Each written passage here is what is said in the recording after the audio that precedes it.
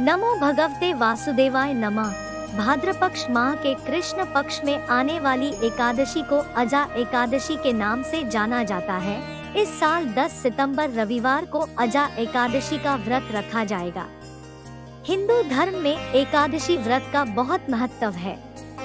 एकादशी के दिन विधि विधान से भगवान विष्णु की पूजा अर्चना की जाती है। मान्यता है कि अजा एकादशी का व्रत रखने वाले को अश्वमेध यज्ञ के बराबर पुण्य मिलता है। अजा एकादशी के दिन व्रत कथा के पाठ को करने या सुनने का विशेष महत्व है। अजा एकादशी का महत्व। अर्जुन ने कहा, हे पुंडरीकाक्ष, मैंने श्रावण शुक्ल एकादशी अर्थात पुत्रदा एकादशी का सविस्तार वर्णन सुना। अब आप कृपा करके मुझे भाद्रपद माह के कृष्ण पक्ष की एकादशी के विषय में भी बतलाइए। इस एकादशी का क्या नाम है तथा इसके व्रत का क्या विधान है? इसका व्रत करने से किस फल की प्राप्ति होती है? श्री कृष्ण ने कहा, हे कुंती पुत्र, भाद्रपद माह के कृष्ण पक्ष की एकादशी को अजा एकादशी कहते हैं। इसका व्रत करने से सभी पाप नष्ट हो जाते हैं। इस लोक और परलोक में मदद करने वाली इस एकादशी व्रत के समान संसार में दूसरा कोई व्रत नहीं है। अजा एकादशी व्रत कथा। अब ध्यान पूर्वक इस एकादशी का महात्म्य श्रवण करो। पौराणिक काल में भगवान श्री राम के वंश में अयोध्या नगरी में एक चक्रवर्ती राजा हरिश्चंद्र नाम के एक राजा हुए थे।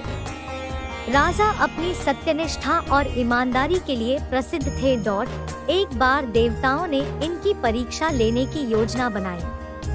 राजा ने स्वप्न में देखा कि ऋषि विश्वामित्र को उन्होंने अपना राजपाट दान कर दिया है। सुबह विश्वामित्र वास्तव में उनके द्वार पर आकर कहने लगे, तुमने स्वप्न में मुझे अपना राज्य दान कर दिया। राजा ने सत्यनिष्ठ व्रत का पालन करते हुए संपूर्ण राज्य विश्वामित्र को सौंप दिया। दान के लिए दक्षिणा चुकाने हेतु राजा हरिश्चंद्र को पूर्व जन्म के कर्म फल के कारण पत्नी, बेटा एवं खुद को बेचना पड़ा। हरिश्चंद्र को एक चांडाल ने खरीद लिया जो श्मशान भूमि में लोगों के दाह संस्कारा का काम करवाता था। स्वयं वह एक चांडाल का दास बन गया।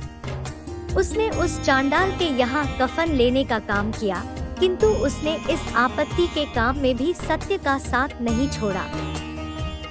जब इसी प्रकार उसे कई वर्ष बीत गए तो उसे अपने इस नीच कर्म पर बड़ा दुख हुआ और वह इससे मुक्त होने का उपाय खोजने लगा।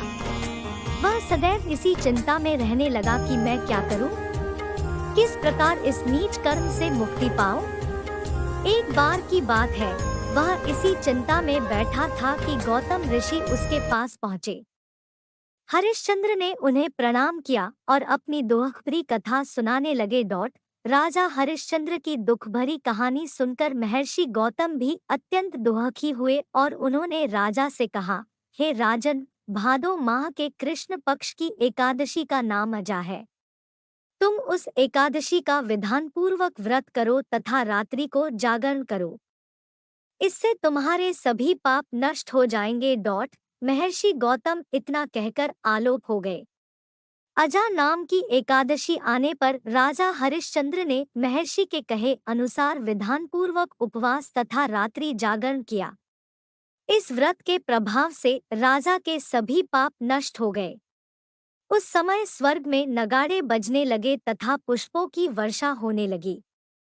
उन्होंने अपने सामने ब्रह्मा, विष्णु, महेश तथा देवेंद्र आदि देवताओं को खड़ा पाया। उन्होंने अपने मृतक पुत्र को जीवित तथा अपनी पत्नी को राजसी वस्त्र तथा आभूषणों से परिपूर्ण देखा। व्रत के प्रभाव से राजा को पुनः अपने राज्य की प्राप्ति हुई। वास्तव में एक ऋषि ने राजा की परीक्षा लेने के लिए यह सब कौतुक किया था, परंतु अजा एकादशी के व्रत के प्रभाव से ऋषि द्वारा रची गई सारी माया समाप्त हो गई और अंत समय में हरिश्चंद्र अपने परिवार सहित स्वर्ग लोक को गया। हे राजन, यह सब अजा एकादशी के व्रत का प्रभाव था। जो मनुष्य इस उपवास को विधान पूर्वक करते हैं तथा रात्रि जागरण करते हैं, उनके सभी पाप नष्ट हो जाते हैं और अंत में वे स्वर्ग को प्राप्त करते हैं। इस एकादशी व्रत की कथा के श्रवण मात्र से ही अश्वमेध यज्ञ के फल की प्राप्ति हो जाती है। सब बोलो विष्णु भगवान की जय। जय श्री हरि।